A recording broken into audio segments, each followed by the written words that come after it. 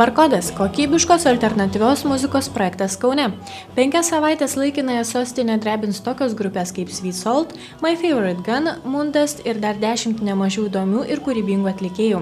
Barkodas startavo vasario 3 dieną su 3 labai energingomis ir klausytojus šokdinti pasirengusiomis grupėmis.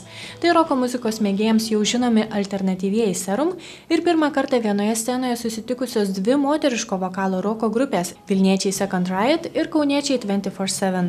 Kaune nėra daug alternatyviosios muzikos renginių, gal pamanėme, jog tai būtų visai nebloga idėja. Barkodas tai yra kaip ir tam tikras kokybės ženklas, nes ir televizija bei radijas yra pilnas įvairaus pop muzikos atlikėjų, kurie yra kaip ir po Barkodo ženklų. Jie turi tam tikrą savo kokybę ir mes pamanėme, jog alternatyvios muzikos atlikėjai yra per daug užmiršti ir todėl mes nusprendėme sukurti naują Barkodą, būtent tokiai muzikai.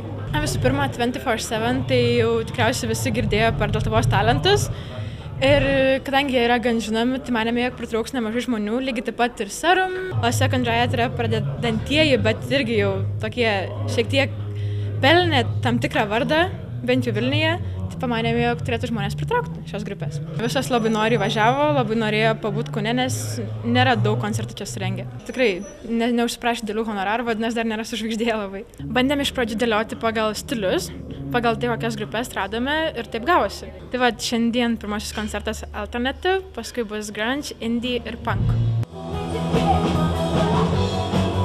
24/7 reiškia, kad dirbom 24 valandas per parą ir 7 dienas per savaitę. Ir kad galima mūsų klausyti irgi tiek pat. Mes čia pradėjom keliese, paskui po biškį rinkom muzikantus ir taip gavos dabar tokia pagrindinė jau nusistovėjus sudėtis.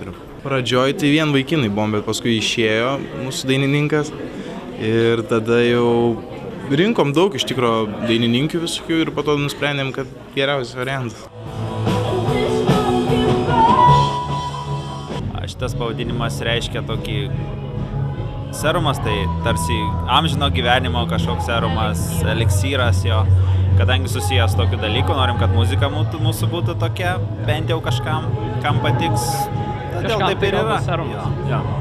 Man atrodo, kad mes mažiau galvą sukom, kaip pasivadinti kokį stilių, kai ten būna sugalvoja hebra kažkokį ten čia alternative love, grunge, super duper turbo diesel injection metal, ten arba ten punk rock kažkoks.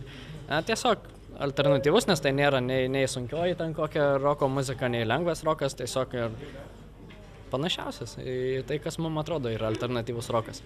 Vis tiek noris kažkaip įsiamžinti šitą pasaulį. Taupom kūrybą, kad jinai susikaups ir tada sprogs kompaktą.